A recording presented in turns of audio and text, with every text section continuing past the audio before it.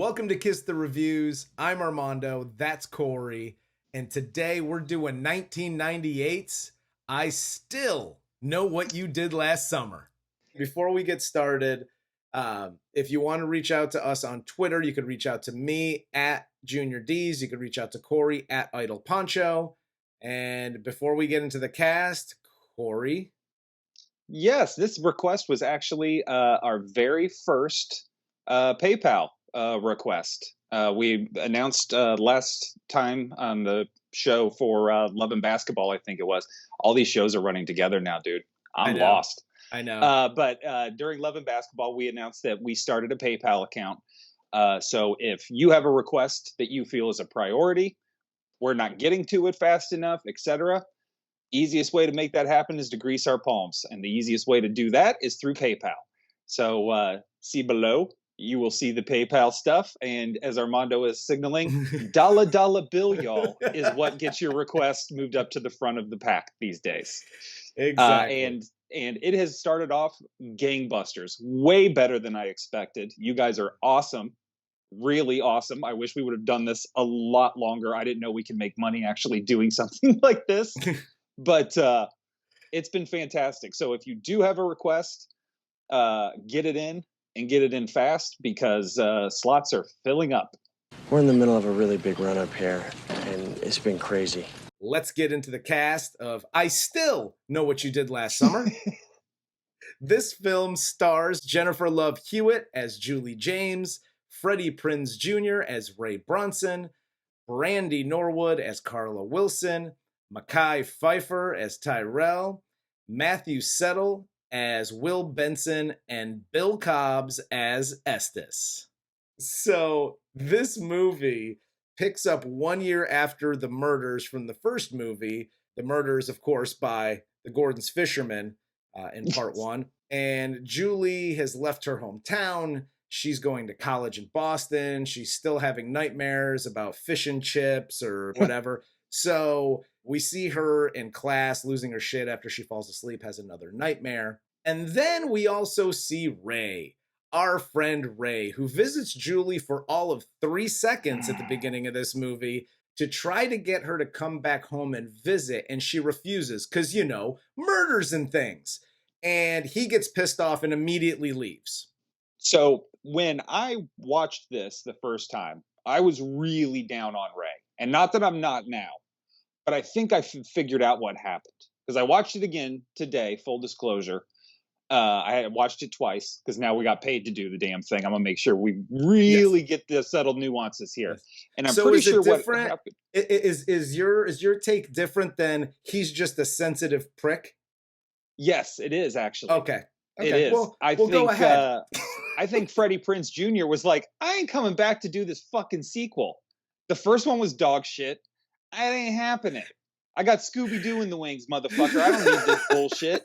And the writers went, cool, you're contractually obligated, but watch what I'm going to do to you now. Because this is what writers do to people they don't like. They write them as shitty human beings. And that's the only way to explain why Ray has grown. He hasn't grown at all. He's actually went backwards. He is completely self-absorbed. Yes. It's unbelievable. Yeah, his character in both movies is so, like, it's just so frustrating.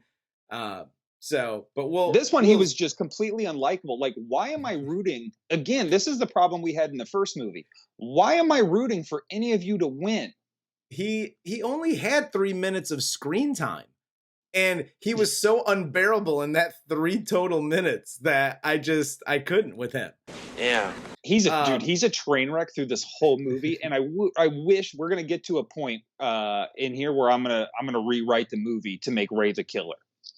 That I think actually would have worked really well.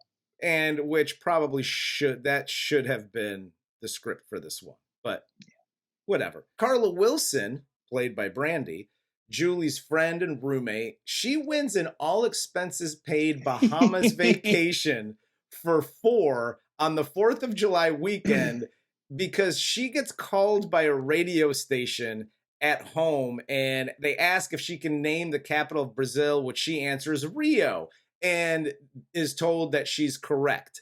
Let's stop right here. Let's do a don't do that here. Sure. So I don't know about you, but when I was young and radio contests were a thing, I don't remember them ever calling your house. You might want to do a touch of verification. If you win a radio contest and you get the answer wrong, don't just go to Will Call or wherever they willy-nilly like leave your tickets, because they leave in like 2 days, right? Yeah, this is pretty quick for a trip from like Boston to the Bahamas. Yeah, so they have to turn around this trip in like a couple days. Typically, you would have to go to a radio station to pick up said prize. Don't accept any gifts if they're like, yeah, we're just gonna leave it over here and you got to go pick it up like it's some like. Yeah, the guy you're picking the tickets up from is probably wearing a Cosby sweater in most of those situations. Exactly. Like, you're in trouble with this whole thing. And I'm gonna be honest with you, man. Like, above and beyond, like, I worked in radio, worked for a couple different stations. Yeah. And you're right. We didn't call people unless it was like Wacky Wednesday Wake Up, wah wah wah. And we were told to call. So you didn't just fucking rando name in the fucking phone book unless it was a prank call. And the thing that makes it even more unrealistic is every time somebody I have known or seen in another show, movie, whatever, when they're on the radio, they have their radio on. Yes. And if they didn't have their radio on, they go to turn it on because we're all narcissists and want to hear what we sound like over the radio. It's just, and then we all hate it. I'm gonna throw this in here, and I'm glad you mentioned that, because right after this scene, I rewound this scene because 2 things. One, I know that Rio de Janeiro isn't the capital of Brazil, and I forgot about that whole underlying thing. So I rewound the movie, and I was like, I don't think that's correct. And I rewound it to see if they turned on the radio, because obviously this is a fake radio thing, but, spoiler alert. But I rewound to see if they actually turned the radio on, and they never did. First of all, they get the answer from a package of chips or olive oil or beans or some shit, and they get all excited, and they're going to the Bahamas. No, verification that the shit's actually real. So what's your favorite radio station? Maybe I'm just cynical, but I just don't trust this shit, and I've always been like that. Yeah, I think it's pretty dumb to just be like, oh, some guy called me and said he's with the radio station, and I just want a trip to the Bahamas, regardless of whether I got the answer right or not. Julie then wants to invite Ray on this trip, but he says no because him got his feelings hurt, but he shows his buddy after he gets off the phone the engagement ring he got her because he's so in love. Here's where we're going to stop one more time for another edition of Don't Do That. You should not be getting married if you act like Ray does in this situation. My feelings are hurt, and no, I don't want to come to the Bahamas with you. Instead, I'm gonna lie about the job that I have, that it's going super well, and I'm catching all these fish, and we're so busy. Meanwhile, we ain't caught shit. We hear that from his friend, like, why aren't you going?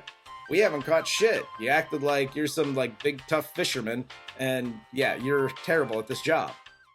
And he got his feelings hurt, so he doesn't want to go, and he's like, you're right. Maybe I should go. Do you want to drive with me up to, like, drop me off or wherever the fuck they're going? No, that's not even night? what they do, dude. He's just like, I'm going to call her back. And his buddy's like, oh, don't do that. Surprise her. No, don't do that. Don't do that. She's going on a trip to the Bahamas and you just had a fight. Don't surprise her. Besides the fact that it's not your fucking ticket. He is white peopling the shit out of this thing. It ain't your ticket. You were invited by a third party who happens to know your girlfriend.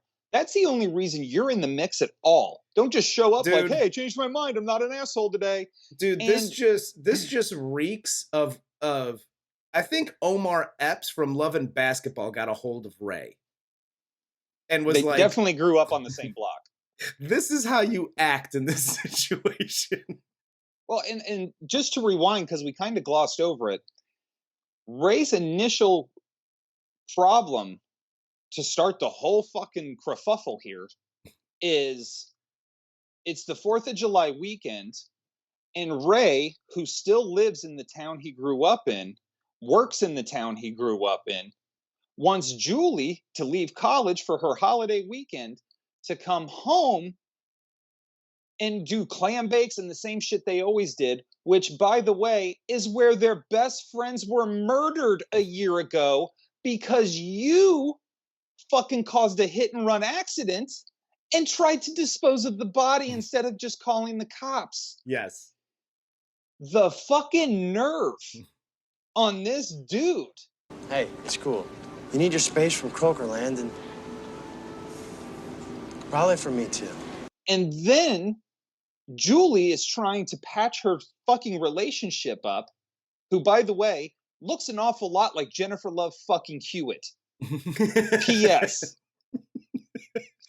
is trying to patch her relationship up and says, hey, Karla won a trip. I want to bring you. She said it's cool. Let's go to the Bahamas for a week because we're college kids. Nah, I'm going to work because you didn't want to come home to Murderville and eat a fucking clam bake with the fucking shitheads chain smoking outside. Are you kidding me, Ray? And on his way up to see her and apologize, him and his buddy come across a quote-unquote dead body on the road. Turns out to be a mannequin, and Ray's friend gets murked by Captain Ahab on the side of the road, and Ray is then chased off the road and left for dead. Here's another thing about this scene, and this is what I hate, horror movies, yada, yada. This is like one of the, I don't know if this would be considered a trope, but when there's a dead body in the middle of the road, why do you stop short 5,700 feet to go walk to the dead body? Just drive up to it. Like they're not gonna think that if a cop comes on, they're not gonna think you hit it. There's no marks on your car. Like, right. It's very clear that you're a bicycle, but yeah, you're parking 100 feet away. You're lighting flares and shit. This is the trope that always gets me. Okay. Ray realizes that it's a mannequin head inside of the thing.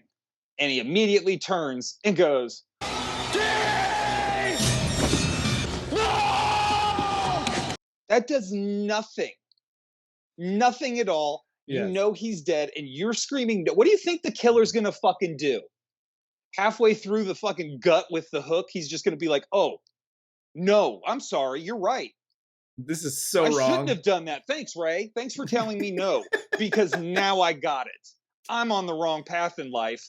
I'm just going to go do something else. Thanks, guys. Can I join your fisherman crew? What a fucking idiot.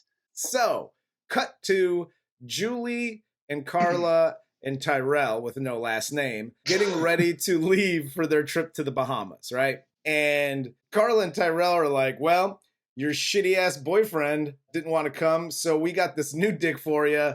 Hope you like this guy. He likes you. Let's all head to the Bahamas together. Well, we also got a couple things here. And to start this, I'm going to go ahead and do a PSA, I think. Hi, ladies. Uncle Corey here.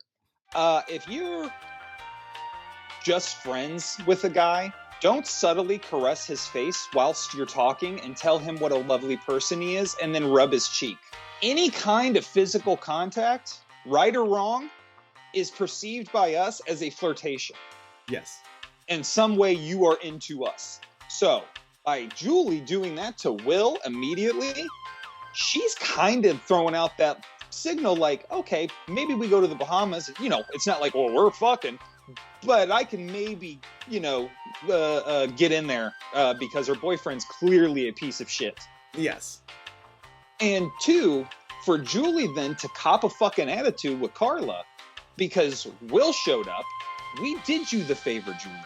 You asked Ray. Yep. Ray said no. We even sat around like assholes waiting in case he changed his mind. Yes. Because he said he might. Still not here. It's time to go to the airport. We're not flying private. We're not ballers like that. We're in college. We got to make the fucking commercial flight.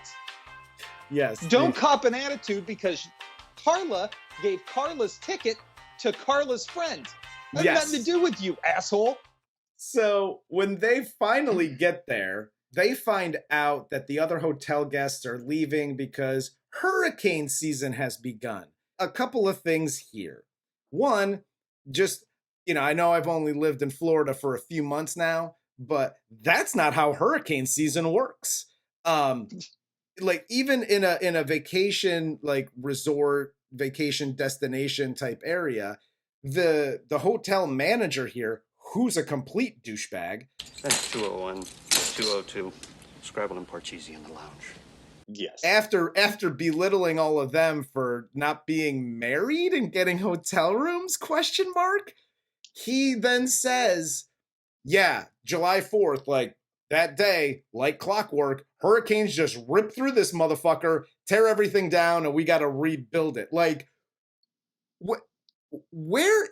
okay, this is the Bahamas, right? Mm-hmm. Like, this isn't some fucking weird fucking space in Middle Earth. Like, that again, that's not how weather works at all.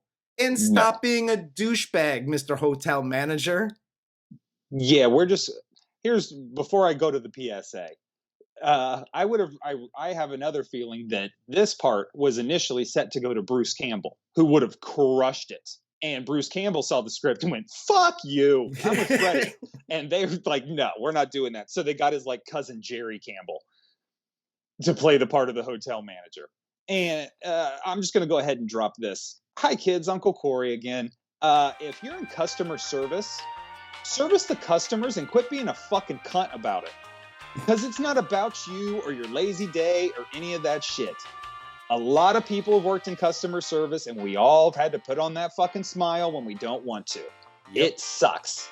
So to Jerry Campbell, hotel manager of Tower Power Bay or wherever the fuck they are in the Bahamas, be better at your job because you're just a dick. Moral is, don't be a dick. Everybody in here, except for Estes, the doc guy, and Jack Black, really deserved to die. Those other three people were just kind of in the mix for some reason and didn't deserve to be there.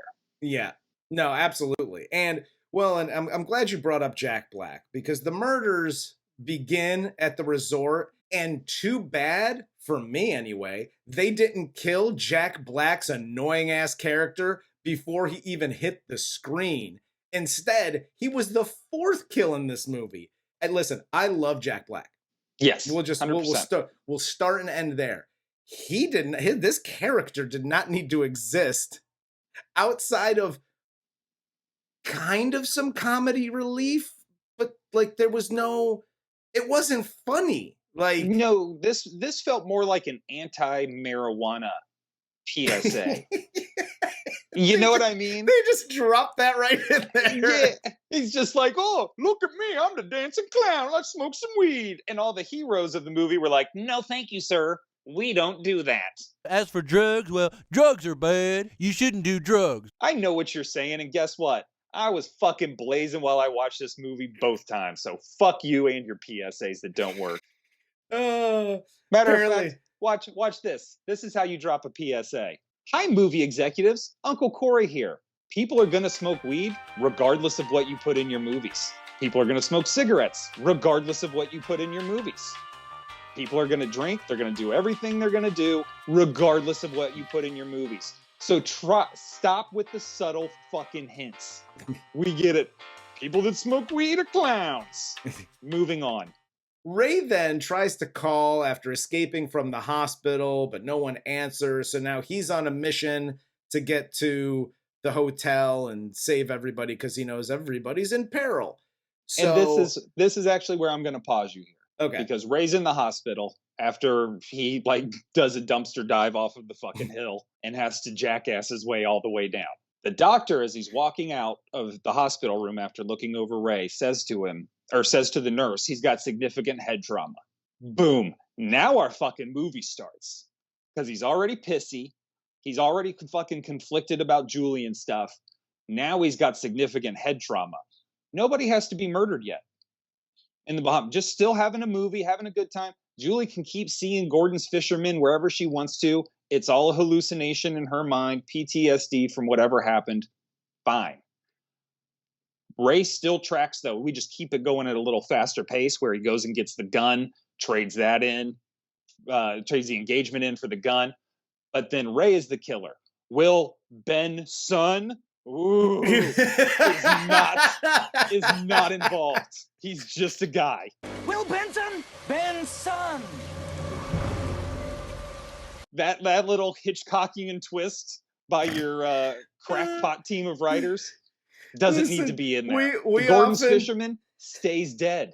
Ray's our new killer. He's gone fucking loco, and Julie has to kill him, and she can't do it. He kills her, and now he's the star of his own little horror franchise, and these shit bricks are out the fucking way, and we can start with the new movie. And Ray can dress up as the Gordon's fisherman if he wants to. He owns the uniform and everything. They even repeated the fucking titty meat out twirly whirl that she does when she starts screaming at nobody. Oh yeah. In the middle of the graveyard. Yes. Come and get me! Come and get me! They were like, dude, that was a really good scene in the first one. Let's go ahead and throw that back in. Can I get more emotion from your titty meat there? Just spin around. I just need more emotion from the titty meat, please. Take two. So, after Julie sees a dead body hanging in her closet and her friends discover other bodies, she's forced to tell her friends about her past. They think the killer is Estes, and they go up to Estes's room. They find all his voodoo shit along with their personal belongings, and he turns into the Scooby-Doo gang's main suspect here. I love so much how Julie just fucking bulldozes exposition here when she's forced to tell them everything that happened. She's like, yes. Well, Sarah Michelle Gellar won this contest. Keller won this contest. And then we were driving and we were drinking, and Barry's really bad at drinking, but he's also super angry, and he choked me after we killed somebody. And then we got rid of the body because he was choking me and I really didn't like it. And then Barry and Helen died because he wasn't dead. It's like, bitch, we weren't there. You're talking about these people like we know them. We weren't there. If I'm a character in this movie, I'm sitting going, who the fuck is Barry and Helen? Yeah. I want to know what she told Brandy, because Brandy even says, how can you not tell me the whole story? I'm your best friend. This whole scene is crazy. And by the way, PSA, hi kids, Uncle Corey here. If your friend tells you a traumatic story about how they murdered somebody a couple years ago or a year ago, and now said murderer is back to murder all of you, don't make the issue about you, because it's not. It doesn't matter what she told you or what she didn't or how close of friends you are. That shit don't matter. You guys can discuss that after you survive, if you survive. Yeah, you got a lot to work out, clearly, but right now, we need to focus on the fucking problem. So Estes then here reveals that he was trying to help them and that the vacation was arranged especially for Julie, and Karla didn't really win anything because she answered the Brazil capital question, incorrectly.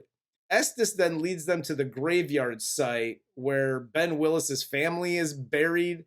So Ben Willis is from the fucking Bahamas. Cool. This whole thing. It's crazy. And he migrated to Massachusetts for the summers. Dude, are you fucking kidding me? This whole fucking backstory is so stupid. And again, it's in my rewrite, doesn't need to exist at all because Ray's the killer now. Exactly. Ben's dead. Who gives a shit? I remember him, and now I've been seeing him around the woods lately. Well, that's suspicious, don't you think? This guy that moved to fucking Massachusetts 20 years ago, came back, still looks very recognizable by you, and now he's lurking around the woods in a fucking slicker. And you're just like, I know what I'm going to do to protect everybody. Let's burn a toothbrush and a hair tie. He's walking around with a slicker and a box of fish sticks. So at the graveyard, there's also a tombstone that has Julie's name on it and an empty hole dug out because I'm going to put your dead body there. And then this is where we get the, rotating camera, screaming, yelling, titty meat scene. Where did he get the gravestone? It looked like he just spray painted Julie James Okay. over a blank graves. I don't know, dude. Sure. You got questions? You seriously got questions? Fair enough. Moving on. So meanwhile, Ray, after breaking out of the hospital, gets the gun, steals a boat to head towards the island to save Julie. It's gonna take this son of a bitch, I don't know 4 weeks to get there? He gets there overnight. Cool. Well, first, I don't know how he gets to Florida because he hijacks the boat that the same boat captain had. Whatever. He took a bus. He was on a bus, and then there was some old lady giving him stink eye on the bus because he was taking pain medication or some shit. Why is that scene there? Don't know. Like, it's because that pain medication could have weed in it.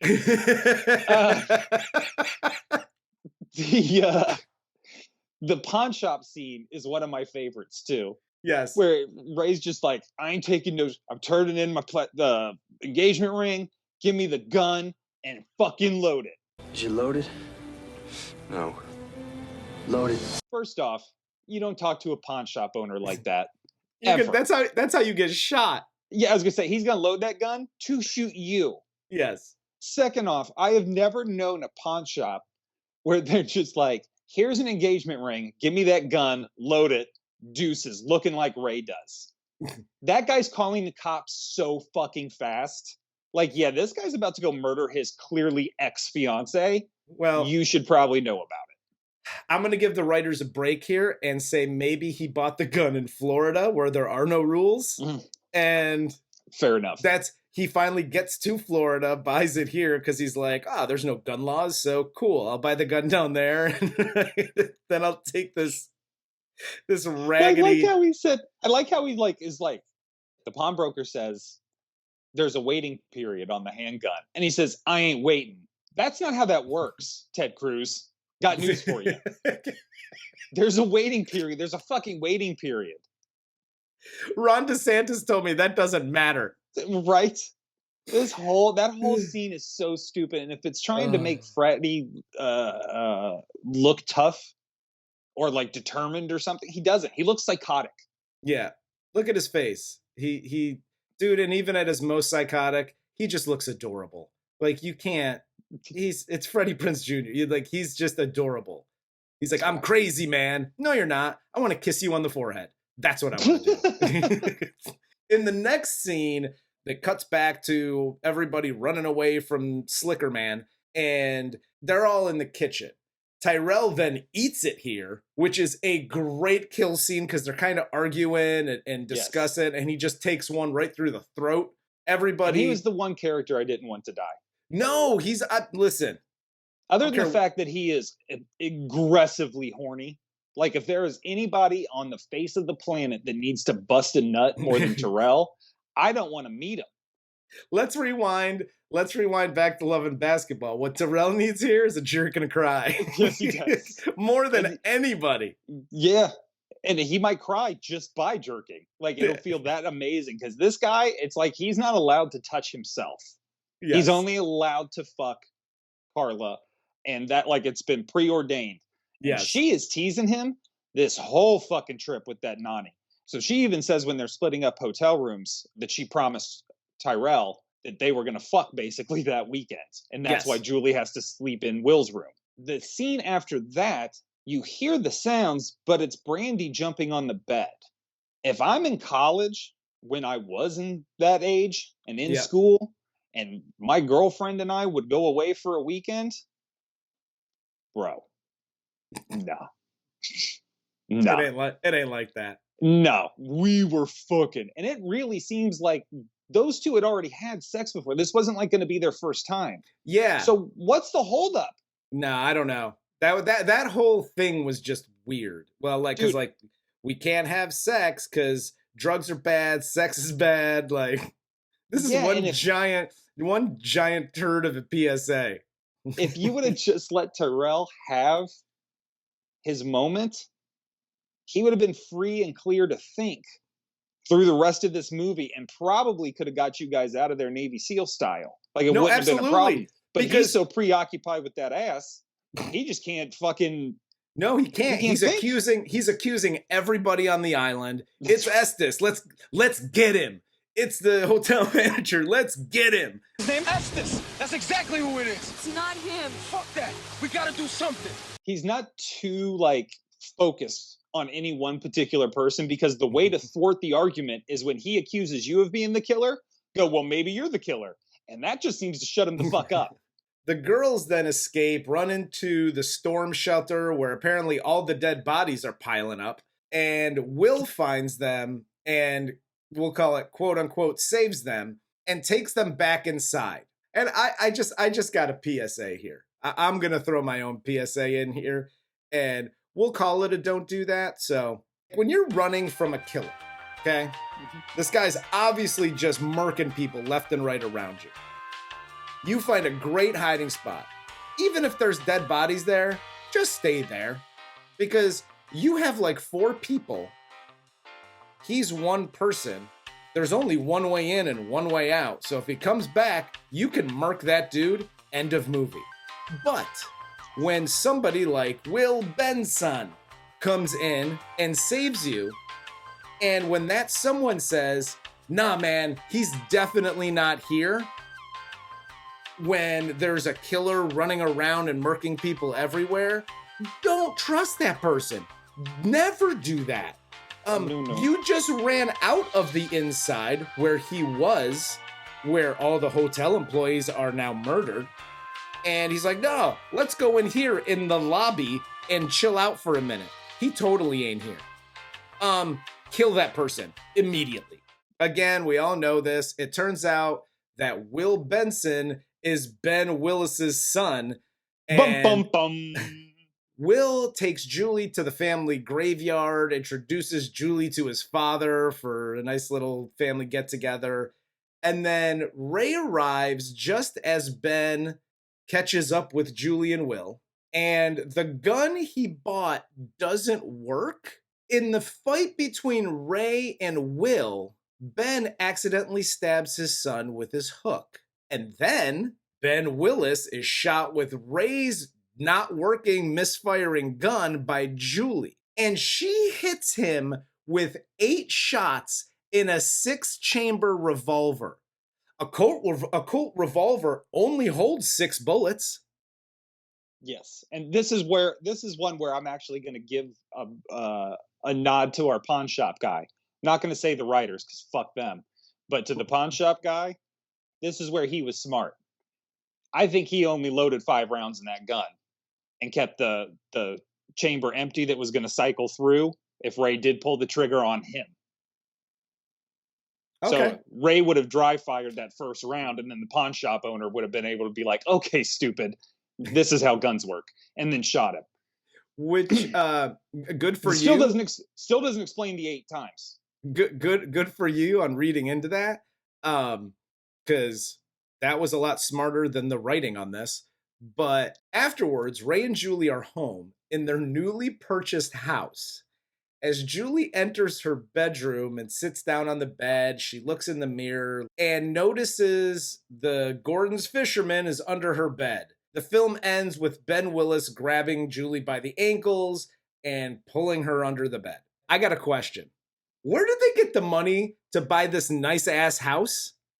He's a fisherman that doesn't catch fish, and she's a college student. But this is literally like, I mean, it doesn't specify, how much time has elapsed. Is it 30 years? Because that's how long it's going to take Ray to collect the fucking money on the side of the road that he's collecting to afford this goddamn house that they have. Yeah, 2 things with that. One, this was definitely why the mortgage crisis happened, because people that shouldn't have owned homes got really big fucking homes. And two, electric toothbrush. This is my question. Electric toothbrushes weren't new No, when this movie came out. no, but he is astonished by it. The utter amazement. Ray looks at this electric toothbrush like Galileo looked through his telescope and saw fucking Mars for the first time. I just want to kiss him on his forehead. Fucking poor sweet guy. Like, Dude, you're there's no redeeming quality to Ray. Like, you are you have this like pretty face. You're dumb as a box of rocks. Apparently you're not motivated to work and you don't know how to do your job. But like in moments like this, I just want to kiss you right in the fucking forehead. Like you dumb dummy. I don't understand how his brain works. The significant head trauma that happened in the beginning of this movie, We suffered severe head trauma. shows itself where Ray can't work a revolver and is astonished by an electric toothbrush. So I think that's what I'm going to attribute it to, is just his significant head trauma. That's basically what did the trick for him. And it also seems to have helped his career out considerably. Yes. Because Julie, as far as I know, was not a senior in college. She was nowhere near graduating. No. So she's still in school. She's still paying to go to school while they're affording this house that looked to be on the fucking Cape. Yeah. The director, shot quality, kill scenes, you know, if you're talking about horror movies, the movie still holds up in that regard. But the writing and the storyline, all of that stuff, it looked beautiful. But outside of the initial aesthetic, this movie's terrible. Yeah, thank you for finally getting around to it. This movie's fucking trash. This movie's straight trash. I feel bad for everyone that acted in this movie.